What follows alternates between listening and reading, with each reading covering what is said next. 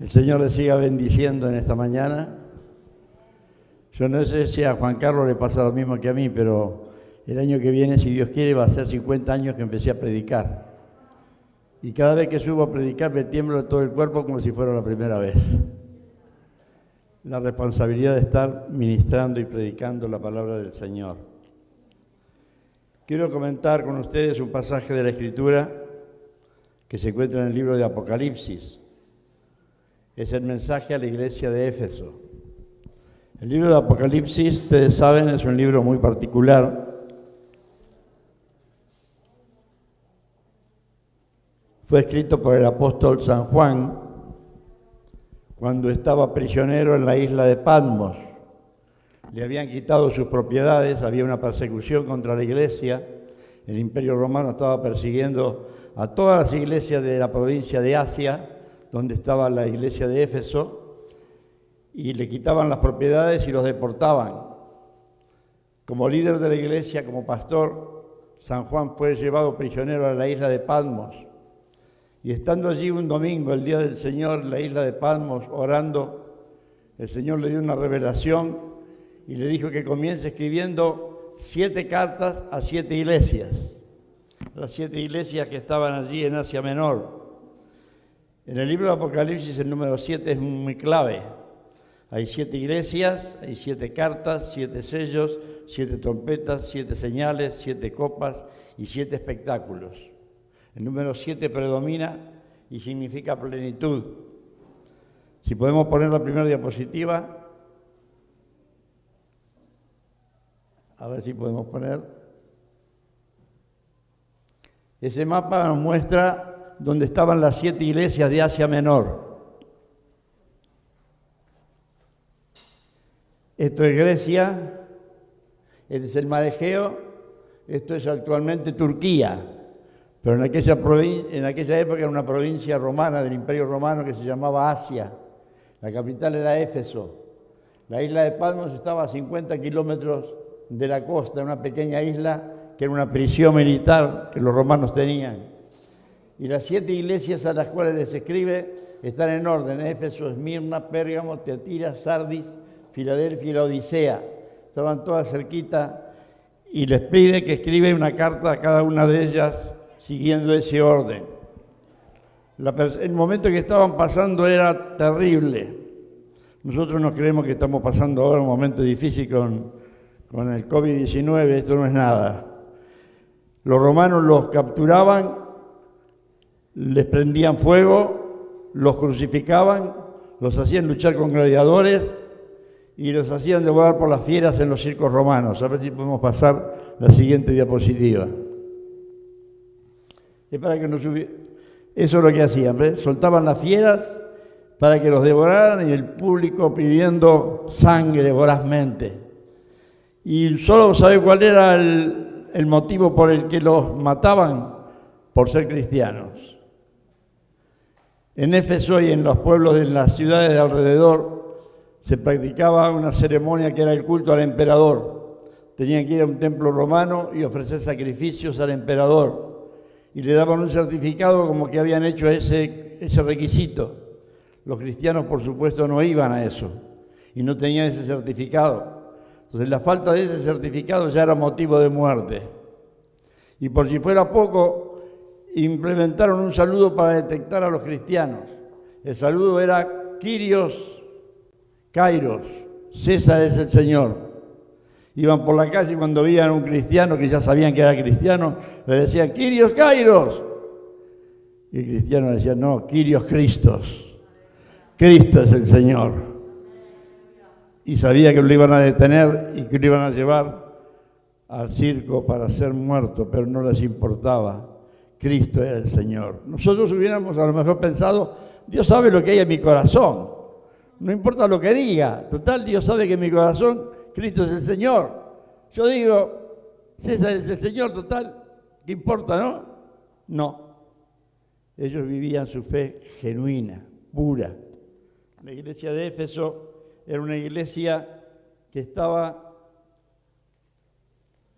en la costa y era un gran puerto, era la capital de la provincia de Asia. Vamos a ver la diapositiva 3.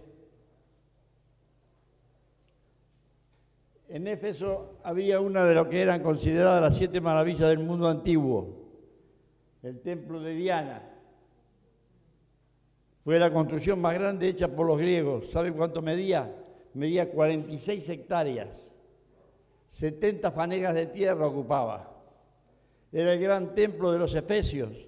Cuando Pablo fue a predicar a Éfeso se armó un alboroto muy grande porque él predicaba contra la adoración de la idolatría y había muchos que fabricaban templecillos de plata de Diana y tenían miedo que le quitaran la venta, el negocio, y armaron todo un alboroto. Grande Diana de los efesios, gritaban. ¿Sabe cuánto tiempo estuvieron gritando grandes Diana de los efesios? 2 horas, sin parar, del fanatismo que tenían.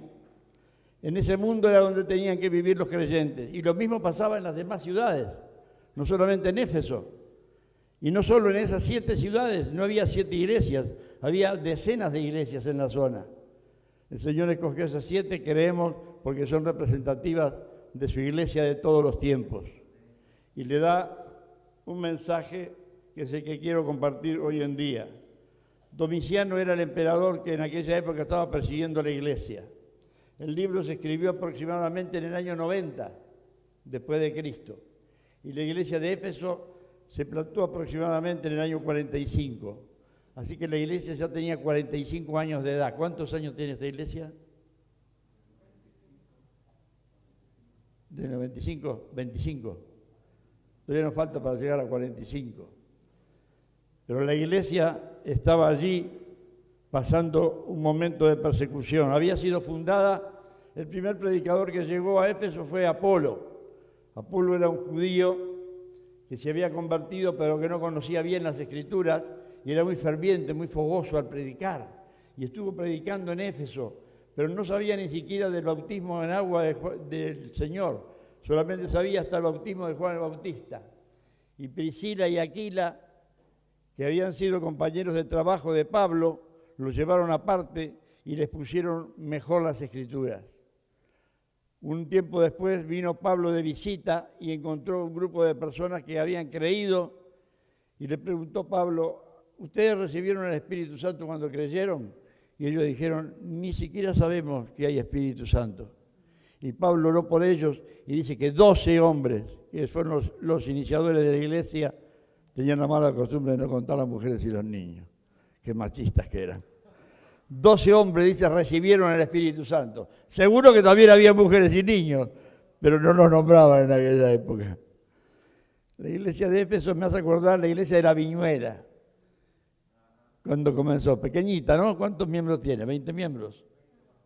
Bueno, la de Éfeso empezó con 12. Serían 20 con las mujeres y los niños, tal vez. Nosotros somos un poquitito más grandes. Cuando ya tenía 45 años, sería una iglesia parecida a la nuestra. Dios no le habla a un obispado que sostiene muchas iglesias, le habla a una iglesia local, pequeña como esta. Escribe el mensaje que yo te voy a decir. En Hechos 18 al 20 se nos relata la fundación de la iglesia de Éfeso. También se nos dice que había muchos magos, adivinadores, y que se convertían y que venían y que traían los libros de magia que tenían y le prendieron fuego, hicieron una cuenta y costaban 50.000 piezas de plata, la cantidad de libros que habían traído. Y Dios hacía por medio de Pablo milagros tan tremendos que dice que hasta la ropa de los enfermos se lo traían a Pablo, porque no podían venir. Y Pablo oraba por la ropa de los enfermos. Le llevaban la ropa a los enfermos, se la ponían y se curaban.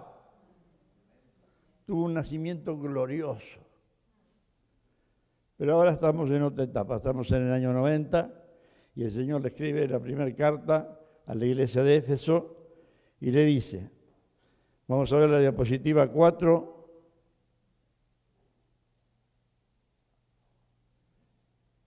Los mensajes a las 7 iglesias tienen todos la misma estructura. Hay una identificación, Cristo se identifica como el autor de la carta, luego hay una alabanza o consuelo, hay una queja, hay un consejo y hay una promesa. Podemos ver la quinta, la diapositiva que sigue. Y allí en el 2.1 dice, escribe esta carta al ángel de la iglesia de Éfeso. Este es el mensaje de aquel que tiene las 7 estrellas en la mano derecha, del que camina en medio de los 7 candelabros de oro, o candeleros de oro, dice otra traducción, que es lo mismo. En el Apocalipsis capítulo 1, versículo 20, la diapositiva número 6, la que sigue, nos describe lo que significa los 7 ángeles y los 7 candeleros. Este es el significado del misterio de las 7 estrellas que viste en mi mano derecha y de los 7 candelabros de oro. Las 7 estrellas son los ángeles de las 7 iglesias y los 7 candelabros son las 7 iglesias. Los ángeles o pastores, dice en el original, o líderes. O sea, Jesús tiene a los líderes de la iglesia en su mano derecha. Juan Carlos, estás en la mano derecha del Señor. Qué responsabilidad. Todos los líderes de la iglesia estamos en la mano derecha del Señor. Él nos sostiene. Él sostiene la iglesia. Los pastores pasamos, pero la iglesia permanece. Nosotros con mi mujer trabajando ya hace muchos años, desde los 19 años, comenzamos a plantar iglesias y plantamos 3 iglesias y gracias a Dios todavía están. Han cambiado varios pastores. Yo ya no estoy más ahí con ellos. Si es más, si visito alguna iglesia que planté, ni me van a conocer los que hay ahora. Pero el Señor está. El Señor sigue teniendo a los líderes de su mano derecha. Y dice que los 7 candelabros son las 7 iglesias y que Él se pasea en medio de los candelabros de oro. Yo lo creo literalmente. Cristo se pasea en medio nuestro. Si pudiéramos verlo en esta hora, veríamos al Señor paseándose en medio de la iglesia. ¿Sabe cuál fue el primer ministerio que tuve en la iglesia? Pasar la fregona. ¿Sí? En la iglesia que yo me convertí era una iglesia súper primitiva. Para predicar había que estar un año predicando ahí abajo, no se podía subir al púlpito. Durante un año, todas las semanas predicando, y estaba prohibido estudiar. Había que abrir la Biblia mientras que cantaban los corintios, meter el dedo y predicar lo que el Espíritu Santo decía. Así empecé a predicar, un año, hasta que después tuve el privilegio de poder subir al púlpito. Y me temblaban las piernas como ahora. Y mi primer ministerio me habían echado de mi casa, y vivía primero en la casa de una hermana al lado de la iglesia, a la vuelta, y luego en la misma iglesia llegué a vivir también porque era una casa de familia. Y mi primer ministerio era cuando todos se iban a pasar la fregona, que no había fregona en Argentina. Era un trapo de pizza con un secador. Había que agarrar un balde, ponerle el jabón ahí, el agua, mojar el trapo, escurrirlo, pasarlo, levantar los bancos y luego escurrir bien el trapo y volverlo a pasar. Y yo lo hacía con deleite. Y decía, Señor, tú estuviste paseando por aquí. Ustedes no saben lo que se pierden los que no colaboran en limpiar la iglesia. Esto no es la iglesia de Cristo, somos nosotros. Pero Dios se pasea aquí entre nosotros. Y el Señor le dice,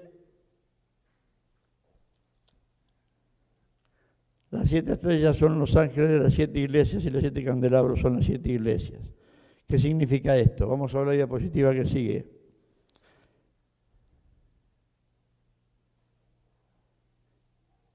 Él está cuidándola. Nadie odia su propio cuerpo, dice Efesios 5, 29 y 30, sino que lo alimenta y lo cuida tal como Cristo hace por la iglesia. Y nosotros somos miembros de su cuerpo. Cristo nos cuida porque somos su novia, su esposa. ¿Usted cuida a su esposa? Espero que sí. Porque si no la cuida, le esperan 2 cosas. Primero, la de su esposa. Y después la del Señor. ¿Usted cuida a su marido? Espero que sí. Porque si no, le espera la reprimenda de su marido y la del Señor. El Señor ama a la iglesia. Y nos cuida y nos protege. ¿Tú te pensabas que estabas solo? ¿Tú que estás pasando una dificultad muy seria, un problema muy serio que solo tú conoces? Yo no lo conozco. Dios está cuidándote. y lo tiene presente. El que camina en medio de los 7 candelabros de oro, Él está en medio nuestro y sabe lo que está sucediendo a cada uno de nosotros. Diapositiva número 8. Yo sé todo lo que haces, he visto tu arduo trabajo y tu paciencia y perseverancia.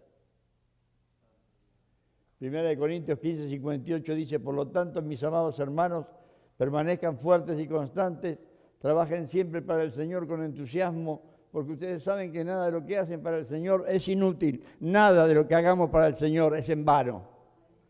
Dios lo tiene en cuenta, ¿sabe por qué? No porque tengamos mérito alguno nosotros, sino porque nos preparó para hacer esa obra.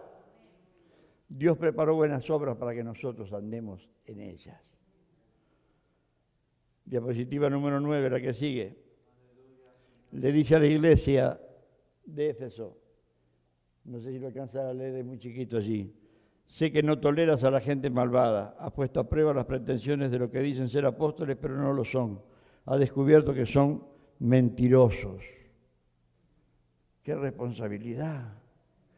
La iglesia, había muchos falsos predicadores ambulantes que iban de iglesia en iglesia enseñando un montón de doctrinas con filosofías griegas que no tenían nada que ver con el cristianismo. Y hoy en día también muchos falsos predicadores que enseñan tonterías por ahí en televisión y en las redes también están. Pero la iglesia tiene la responsabilidad de discernir lo que es palabra de Dios y lo que no. ¿Qué implica eso? Que la iglesia tiene que prepararse. La iglesia tiene que estar capacitada. Yo anhelo ahora cuando comiencen los cursos de discipulado que todo el mundo se anote, que no alcance el material, que tengamos que hacer más. Porque la iglesia tiene que madurar, tiene que estar siempre atenta, alerta, para discernir a los malos. Y la iglesia de Éfeso había probado y había sabido quiénes eran los falsos profetas, los falsos apóstoles.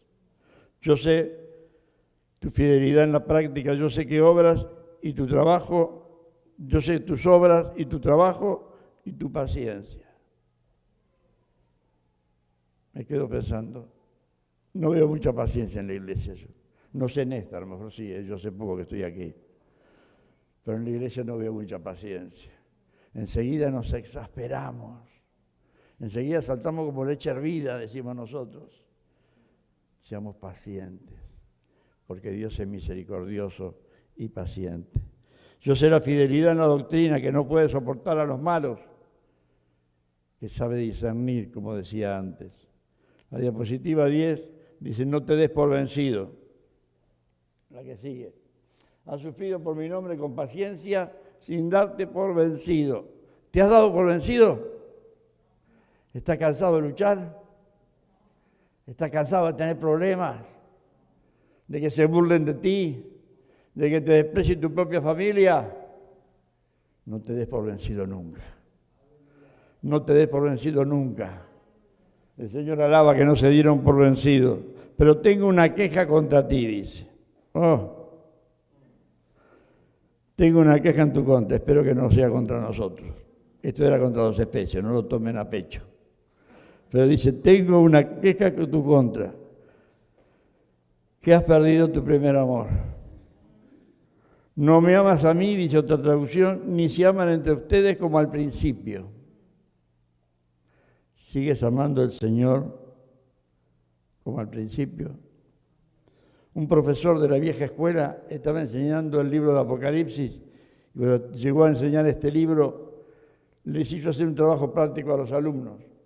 Y uno de los alumnos entregó un trabajo práctico con un título y lo reprobó. ¿Sabe qué decía el título? Se acabó la luna de miel. Parecía que los efesios se les había acabado la luna de miel. ¿Qué era la luna de miel? ¿Quién no se acuerda de la luna de miel? Qué lindo que es la luna de miel. La luna de miel en el Antiguo Testamento, en las épocas antiguas, duraba 7 días, una semana, una luna, por eso es luna.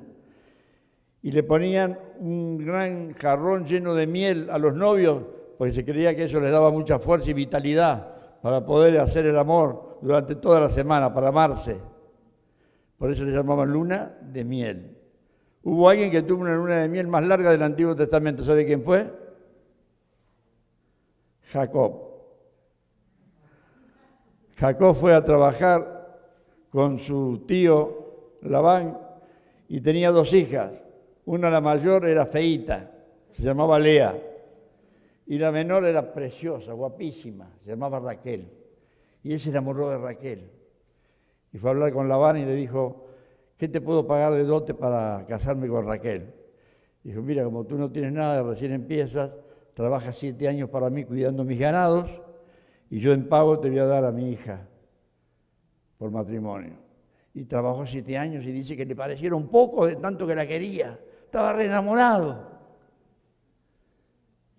Llegó el día de la boda, pusieron una carpa aparte como se hacía, a oscuras durante la noche. El novio fue a la carpa, a la tienda, y mandaron a la novia tapada con un velo. Llegó la novia, se acostó, durmieron juntos esa noche, en silencio, no podían hablar. Y cuando amaneció y salió el sol, miró a la que estaba al lado y no era Raquel, era la hermana Lea, la fea. Sabe que el nombre Jacob significa engañador. Vivió engañando a todo el mundo, engañó a su hermano, le robó la primogenitura y el tío lo engañó a él. Entonces fue a quejarse, ¿qué te pasó? Yo trabajé 7 años por Raquel y me diste a Lea. Ay, que aquí no se acostumbra así. Primero se casa la mayor y después la menor. Si quieres a Raquel, cumple la semana con Lea, luego te doy a Raquel y trabajas 7 años más por Raquel. Y cumplió la semana con Lea y le dio a Raquel otra semana más de luna de miel. 2 semanas de luna de miel. Y trabajó 14 años y le parecieron pocos, decía también, de tanto que quería a Raquel. Una historia de amor que ni a Hollywood se le puede haber ocurrido. ¿Recuerda cómo era tu primer amor? A mí mi esposa me engaña. Les tengo que decir un secreto, está aquí presente, lo lamento. Cuando se convirtió, me engañó, me dejó. Desde los 15 años yo y 14 ella éramos novios. Nos queríamos con locura. Pero ella a los 18 se convirtió, se enamoró del Señor y me dejó. Y me dijo, yo amo a Cristo, ya no te amo más a vos. Porque no me querés seguir. No es mentira, ahí está el testigo. Me dijo así. Y eso hizo que yo pensara, yo voy a ir a la iglesia y voy a desenmascarar a esos sinvergüenza que la engañaron, que la psicoanalizaron, para recuperarla porque yo la quería y la quiero. Y cuando fui a la iglesia me atrapó el Señor. Y ya no nos queríamos ninguno de los dos. Estábamos enamorados del Señor. Hasta que pasaron 2 años y nuevamente Dios hizo brotar el amor. Y comenzó el amor y sigue hasta nuestros días y seguirá hasta que moramos. ¿Cuánto duró tu luna de miel? Qué lindo que es cuando uno se convierte, ¿no? Pero ¿qué pasa después? Que el hermano me mira mal, que la hermana me mira mal, que el pastor predica para mí, me habló directamente, en vez de hablarme directamente usó el púlpito para decirme esto, que fulanito hizo lo otro, que menganito hizo aquello, y el amor se va enfriando y se va perdiendo y has dejado tu primer amor. Yo quería leerle mi conversión para ver cómo era eso del primer amor. San Agustín dijo, ama y haz lo que quieras. Ama a Dios y haz lo que quieras. Porque nunca el amor va a ser que quieras ofender al Señor, sino amarle y servirle. El primer mandamiento dice, oye Israel, Jehová vuestro Dios uno es. Y amarás al Señor con toda tu mente, con todo tu corazón y con todas tus fuerzas. Y Jesús dijo, el que ama a padre o madre, hermano o hermana más que a mí no es digno de mí. Una vez un alumno hablando de todos estos temas dijo, hermano, pastor, Dios pide mucho. Y yo dije, no, estás equivocado, no entendiste nada. Dios no pide mucho, Dios pide todo. Todo. Dios quiere tu vida, porque Él dio su vida por ti. Le voy a contar el testimonio que pasó hace 10 días de una joven recién convertida. Hoy tenemos la bendición de tener los WhatsApp, entonces Ella contó su testimonio a su padre por WhatsApp y con autorización de ella lo tengo registrado. Una noche llegó un WhatsApp a su padre que decía: papi, mami, se lo cuento por acá porque no puedo parar de llorar. Acabo de tener un encuentro precioso con Dios, en donde le reconocí todos mis pecados y le entregué mi vida a Él. No vivo yo más, vive Cristo en mí. Perdóneme por faltarle tantas veces a vos y a mamá, los amo con locura. A la mañana siguiente, al amanecer muy tempranito, un segundo WhatsApp. Me enamoré de Pedro. Me leí Primera de Pedro, Dios me lo mandó así como si nada y de repente las palabras son directas como flechas, es impresionante. Y al ratito un audio por WhatsApp, que yo lo transcribí. Hola papi, buen día. Hoy el sol está brillando más y más que nunca. No me tuve que ni poner las gafas, porque no quiero. Quiero que me deslumbre un poco y quiero apreciarlo porque hoy está súper brillante. Dios está haciendo grandes cosas y está poniendo palabras en mi corazón que antes no ponía. Yo antes necesitaba escuchar canciones de adoración para sentir esa conexión con Él y sin embargo Dios preparó el momento menos esperado, el lugar más insólito, la hora menos pensada para mí y las personas menos buscadas para hablarme directamente al corazón, que fue ayer. Y ahora nada más quiero alabarle, cantar alabanzas, adorar su nombre, estar buscando radiante mediante la adoración esta conexión con Dios. Y eso me llevó a que ahora quiera alabarle y honrar su nombre. Gracias, papi, por todo el ejemplo que me das y que fuiste en mi vida y lo vas a hacer, mamá y vos, los dos. Y quiero que me ayudes a aprender más de la palabra de Dios porque quiero hacer su voluntad. Qué lindo que es el primer amor. Qué lindo que es estar enamorado del Señor. ¿Estás enamorado de Cristo o ya te has enfriado? No me lo digas con tus palabras, dímelo con tus hechos. Dios no quiere palabras, quiere hechos. Nosotros amamos a Dios, ¿sabe por qué? Porque Él nos amó primero. Él nos amó, dice, desde antes de la fundación del mundo. Y su amor no decayó, no ha perdido su primer amor. Sigue amándonos con la misma intensidad y de la misma manera. La pareja cuando se casa no ve ningún defecto en el otro. La suegra y el suegro le dicen: no te cases, que mirá que fulanito, menganita, es así, asá, tiene este defecto, y la madre también es así. Y le avisan, pero el enamorado no ve ningún defecto, ve todo color de rosa, ve todo precioso. Pero va pasando el tiempo y la suegra tenía razón. Y empiezan a aparecer esos defectos. Al principio no lo vemos, tenemos ese gran amor. Pero después va decayendo ese amor y empezamos a ver los defectos. Que no termine la luna de miel. Que sigamos enamorados de Cristo como el primer día. Si alguien dice amo a Dios, pero odio al hermano o a otra persona, es un mentiroso, dice la Biblia.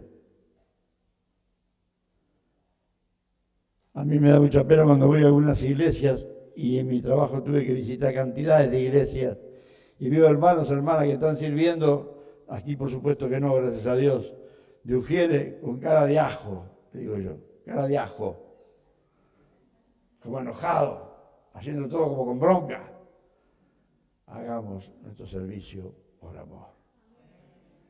Que no se acabe la luna de miel. Vamos a ver la diapositiva que sigue. La 12.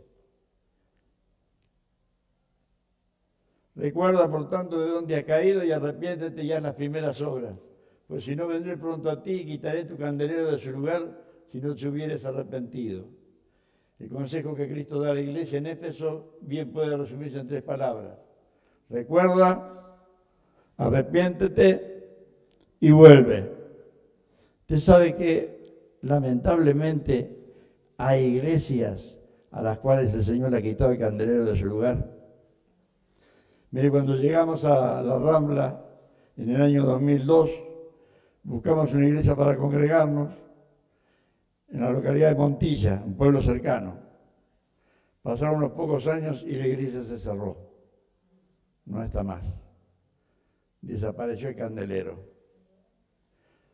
A mí me gustaría que esta iglesia esté hasta que Cristo venga a buscarla. Que esté Juan Carlos o el que siga. Pero que la iglesia permanezca. Cuidemos que no quite el candelero de su lugar, porque lamentablemente ha pasado en cantidades de iglesias. Recuerda, mira de dónde has caído, le decía a los efesios. Recuerda el gozo que tuviste antes y el deleite que tenías por causa del amor a Cristo. Si has perdido el primer amor, recuérdalo y recupéralo. Vuélvete a mí, arrepiéntete. Arrepentirse en el original, ¿sabe lo que significa? Que voy para allá y doy la vuelta y vuelvo para acá. Un cambio de actitud hacia el pecado. Si te has olvidado del primer amor y has caído en alguna cosa que no debías, arrepiéntete, estás a tiempo. Hoy el Señor te da esa oportunidad y te llama. Y haz las primeras obras que hacías desde el principio. Vuelve. Si no te arrepientes, vendré y quitaré tu candelero de su lugar entre las iglesias. Vamos a ver la diapositiva número 13 para terminar.